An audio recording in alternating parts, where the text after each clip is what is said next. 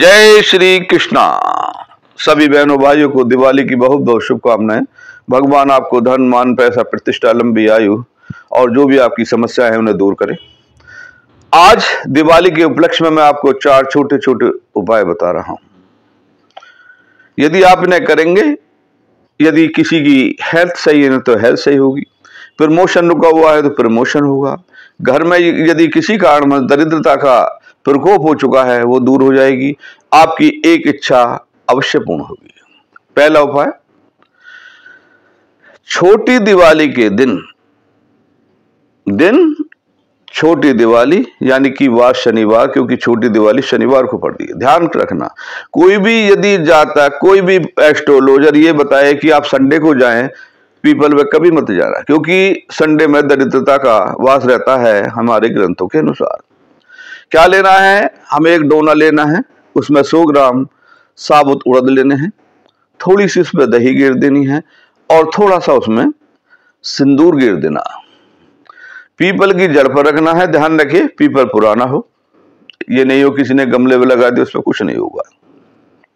और चौमुखा दीपक जलाएं और अपनी विश कहें। ध्यान रहे, एक विश कहें। दूसरा उपाय झाड़ू का। बड़ी दिवाली को किसी भी समय एक झाड़ू दिया है, क्योंकि हमारे ग्रंथों के अनुसार, हमारे धार्मिक ग्रंथों के अनुसार झाड़ू एक दरिद्रता को भगाने का सूचक होती है। तो मंदिर में यानी कि देव स्थान में एक झाड़ू अवश्य देके आए। तीसरा उपाय, बड़ी दिवाली को होना है, ये सभी को पता है कि उस दिन सब जागते रहते हैं। लगभग 12 बजे के आसपास चौराहे पर सरसों के तेल का 4 मुक्का दीपक जलाएं और अपनी विश कहें। ध्यान रहे कि पीछे मुड़कर ना देखें। और चौथा उपाय, यदि आप ध्यान से सुनेंगे, ये उपाय करेंगे, आपको भगवान अवश्य सफलता देंगे। यदि हम चाहते हैं कि हम पर स्थिर लक्ष्मी आए, हमारे वैभव बढ़े, हमेशा ध्यान रखना, मंत्र करते रहिए। कभी कभी कुछ समय लग जाता है, हमारे पुनर्जन्म के कुछ पाप ज्यादा इकट्ठे होते रहते हैं, या मंत्र की जो क्वांटिटी होती है, जो गिनती होती है, वो पूर्ण नहीं हो पाती, हमारे अशुद्ध होते हैं। आपने देखा होगा कि 108 एक माला में मोती होते हैं। जो ब्राह्मण लोग जो होते हैं उनकी क्वांटिटी केवल 100 से ही गणना करते हैं। उसके पीछे लॉजिक ये है कि हमारे 8 वो हमारे उच्चारण से वो गलत हो सकते हैं। इसी तरीके से मंत्र पे थोड़ा विश्वास करें। मंत्र की शक्ति तो सबको पता है, हमारे वेद शास्त्र उपनिषद सब इसकी व्याख्या करते रहते हैं। आपने सुना होगा भागवत में कितना अच्छा एक वर्णन है, जब राजा परीक्षित के लिए जो नाग डसने वाले थे तक्षक स्वर्ग में चले गए और इंद्र के सिंहासन को लपेट लिया। जब उनके पुत्र ने यज्ञ कराया तो ओरिजिनल नहीं आया। वो बोले जी वो नहीं आया, तक्षक बोले अभी आता।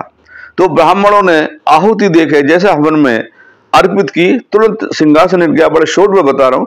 तो मेरे कहने का मतलब यह है, यदि हम सनातन धर्म को मानने वाले हैं तो हमको वेदों में, शास्त्रों में, मंत्रों में, उपायों में हमेशा विश्वास करना होगा। इसमें क्या करना है, हमको जब पूजा होती है उस समय हो सके तो एक महालक्ष्मी का यंत्र ले आएं। यदि नहीं है तो कोई भी बात नहीं, मूर्ति पर गुलाब अर्पित करें, क्योंकि महालक्ष्मी को गुलाब अत्यंत प्रिय है। और ऋग्वेद के 16 मंत्र, ओम इस प्रकार के 16 मंत्र है। इनका हिंदी में भी है, आपको ये नेट पे मिल जाएंगे। ध्यान रहे, 16 मंत्र 16 वेर करने हैं। इससे लक्ष्मी आएगी, यश प्राप्त होगा, आपकी कीर्ति फैलेगी। यदि आप व्यापारी हो आपका व्यापार बढ़ेगा, यदि नौकरी करते तो प्रमोशन बढ़ेगा, यदि आपकी किसी कारण से हेल्थ खराब है तो आपकी हेल्थ सही होगी। ध्यान रहे, दिवाली पर करके यदि आपको टाइम है, पूजा का समय एक पकड़ो हो सके तो। कभी कभी हम पे टाइम नहीं होता तो टाइम थोड़ा इधर उधर भी हो सकता है। ऋग्वेद के 16 मंत्र, श्री सूक्त के 16 मंत्र 16 बेर करने हैं। यदि आप इसे रोजाना करते रहेंगे, आप देखेंगे, मैं ये तो नहीं करा कि आज करा कल करा, लेकिन इतने बड़े इफेक्टेड हैं ये, इतना इनका आपको फल मिलेगा, मैं उसका वर्णन नहीं कर सकता। 16 मंत्र 16 बेर डेली करो। यदि किसी कारण समय नहीं है तो एक बेर तो आप कर सकते हो। इसका ये भी होता है कि कहते हैं ना कि कनेक्टिविटी कभी खत्म नहीं होनी चाहिए। यदि हम किसी कारणवश ट्रेन में सफर कर रहे हैं तो मानसिक जाप हम कभी भी कहीं भी कर सकते हैं।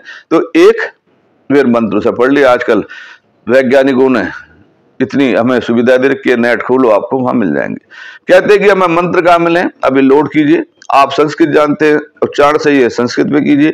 यदि आप हिंदी चाहते हैं तो आप हिंदी में करिए।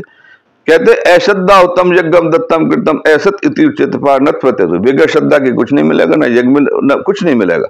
श्रद्धा से करो, जितना भी करो अपनी कैपेसिटी से करो। अपने सात्विक रहो, भगवान की शरण में रहो, आप हमेशा प्रसन्न रहेंगे। ध्यान रखें कि पीपल का उपाय कभी भी संडे को नहीं करते। जो मैंने उपाय बताया छोटी दिवाली के सायकाल तारे दिख जा और अच्छा है। इसी के साथ हम वाणी को विराम देते हैं। जय श्री कृष्ण भगवान की।